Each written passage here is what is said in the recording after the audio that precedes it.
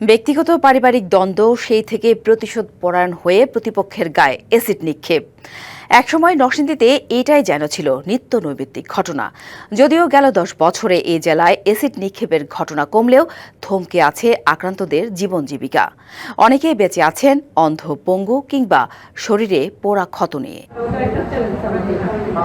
বেসরকারি সেবা সংস্থা এসিড সার্ভাইভার ফাউন্ডেশন ASF এর পরিসংখ্যান অনুযায়ী 1999 সাল থেকে সর্বশেষ 2014 সাল পর্যন্ত 15 বছরে নরসিংদী জেলায় 149 জন নারী পুরুষ এসিড আক্রমণের শিকার হয়েছেন। এরপর নরসিংদীতে কোনো এসিড নিক্ষেপের ঘটনা না ঘটলেও আক্রান্তদের জীবন জীবিকা যেন থমকে আছে। জীবিকার তাগিদে কাজ করতে গেলেও অন্ধত্বে, অপারগতা আর শরীরের পোড়া ক্ষত দেখে কাজে নিতে চান না প্রতিষ্ঠানের মালিকরা। ফলে অনাহারে অর্ধাহারে জীবন কাটাচ্ছেন অনেক আক্রান্ত নারী পুরুষ। বেসরকারি সেবা সংস্থা এসিড সার্ভাইভার ফাউন্ডেশন এসব অসহায় মানুষদের নিয়ে কাজ করলেও তাদের সহযোগিতা পর্যাপ্ত নয়। পার্টনারের কাছ থেকে টাকা পয়সা পাইতাম, ওই টাকা পয়সা দেয় না দিকে বিচার আচার করবো। এই বাসায় যেতে গেলে এই সিস্টেম মানুষে কাম করতেছে, ওই কানের কামের মধ্যে বিচার আরেকজন হইতেছে, আমি গেলে না করে কেড়ে না করে আমার এই অবস্থা দিতে না করে।